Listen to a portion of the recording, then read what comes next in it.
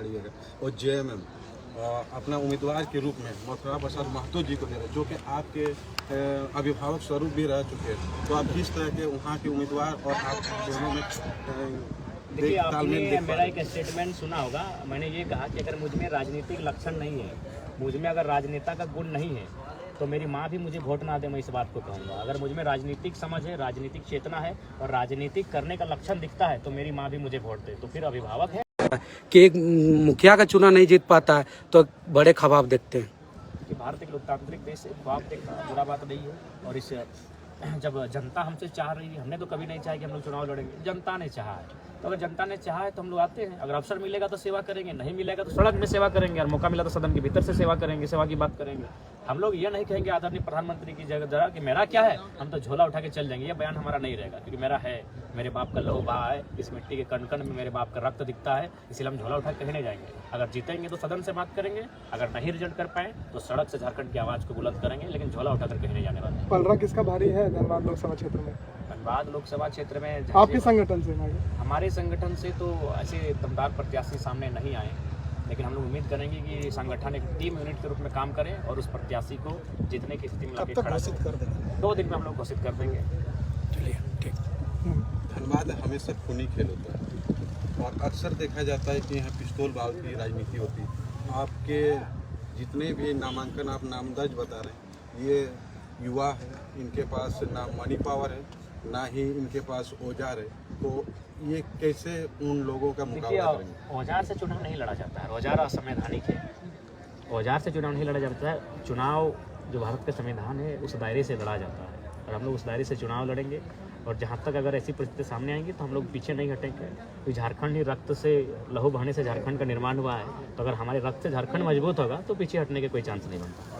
धनबाद में बीजेपी के साथ टक्कर होने वाला है और बीजेपी के पास काफ़ी फाइनेंशियल है, आपके पास ना फाइनेंशियल है, ना ही आपके पास बड़ा इनकम सोर्सेस है। तो आखिर आप धनबाद में कैसे प्रमोट कीजिएगा? देखिए, उसके लिए जनता है, मीडिया बंधु हैं, जो विचारधारा को हमारे गांव तक लेकर जाएंगे। आज सोशल मीडिया, इंटरनेट का ज़माना है, और नरेंद्र मोदी आदरणीय अगर प्रधानमंत्री बने तो इंटरनेट का बहुत बड़ा रोल है। 2014 से पहले हम भी सच में नहीं जानते थे उनको। 2014 में उनसे हम परिचय हो पाए कि वो 3 बार के मुख्यमंत्री हैं, जबकि उससे पहले नहीं जानते थे। तो इंटरनेट का ज़माना है, हम लोग इंटरनेट हमारा सहयोग करेगा। इंटरनेट के भी साथ साथ हम लोग ग्राउंड पे भी हैं। आज लगभग 12 करोड़ 37 लाख का मुआवजा महीने 6 महीना ग्राउंड पे। इंटरनेट और आईटी से कभी कभी अफवाहों को भी इतना बढ़ा देता है कि झूठ को भी सच बतला देता है। जी, ये तो ये फिर कैसे होगा? उसके लिए हमारी एक विशेष टीम रहेगी और वो उन चीज़ों को हैंडल करेगी, टेक ओवर। सर, आपने गिरिडीह के लिए जगह चुने कि वहाँ से आप लोकसभा लड़िएगा और जेएमएम अपना उम्मीदवार के रूप में मथुरा प्रसाद महतो जी को दे रहे हैं, जो कि आपके अभिभावक स्वरूप भी रह चुके हैं। तो आप किस तरह के वहाँ के उम्मीदवार और आप दोनों में देखिए, आपने मेरा एक स्टेटमेंट सुना होगा। मैंने ये कहा कि अगर मुझ में राजनीतिक लक्षण नहीं है, मुझ में अगर राजनेता का गुण नहीं है, तो मेरी माँ भी मुझे वोट ना दे, मैं इस बात को कहूँगा। अगर मुझ में राजनीतिक समझ है, राजनीतिक चेतना है और राजनीतिक करने का लक्षण दिखता है, तो मेरी माँ भी मुझे वोट दे। तो फिर अभिभावक है, मानते हैं। उनके विद्यालय में, चूँकि मेरे पिताजी के दोस्त रहे हैं, उनके विद्यालय में हम पढ़े हैं निःशुल्क, तो सच्चाई है। लेकिन राजनीति अलग चीज़ है, राजनीतिक विचारधारा अलग चीज़ है। जयराम जी, ईवीएम को किस रूप में लेते हैं? देखिए, आप चूँकि जब धरती से रह के चंद्रयान को हैंडल किया जा सकता है तो ईवीएम हमको किया जा सकता है, लेकिन बहुत भारी पैमाने पे ईवीएम का प्रयोग होता है। तो हमारा एक साधारण सा युवा जो आईटी का स्टूडेंट नहीं है, कह पाना थोड़ा सा जल्दबाजी है। सर, ईवीएम के बारे में मैंने सर्च किया था तो देखा था कि जितना वोटिंग होता है, जितने वालों के लिए वहाँ 60% आते हैं और हारने वालों में 30% आते हैं, और बाकी का अगर कोई नाम भी दर्ज करा के छोड़ देता है तो 1500 से 3000 आता है। तो इसका मतलब कहने का सॉफ्टवेयर तो सुनिए, आदरणीय सम्मानित पत्रकार महोदय, भारत एक लोकतांत्रिक देश है, यहाँ 80 करोड़ मतदाता है। तो 80 करोड़ में कम से कम तो उसका 10% लोग भी अगर सड़क पर आ जाएंगे ईवीएम के खिलाफ, तभी तो लोग विश्व पर ये मैसेज जाएगा।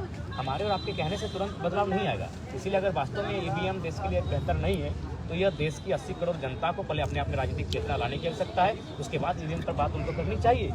मैं समर्थन में रहूँगा। अब दोनों में से बेटर किसको मानते हैं? किसमें? ईवीएम या देखिए, दोनों की अपनी अपनी परिस्थितियाँ। अगर ईवीएम को अगर छेड़छाड़ ना किया जाए तो ईवीएम भी गलत नहीं है, लेकिन छेड़छाड़ की आशंका जताई जा सकती है।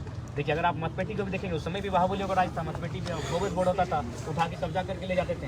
तो अगर पॉजिटिव नेगेटिव दोनों में है, लेकिन अभी आज के डेट में जैसे कि मतदाताओं की संख्या बढ़ी, बूथों की संख्या बढ़ी, वैसे AT और EVM में तुलना करेंगे तो EVM आपके सामने ठीक बैठेगा, लेकिन प्रश्न यहाँ EVM पर ये आता है कि उसको हैक किया जा सकता है, इसीलिए आप EVM को लेकर पीछे जा रहे हैं। तो कुल मिलाकर मतपेटी EVM दोनों पर चर्चा अगर होगी तो दोनों अपने समय के हिसाब से, अपने काम के हिसाब से गलत नहीं है, बस गलत दुरुपयोग करने वाला नाम है।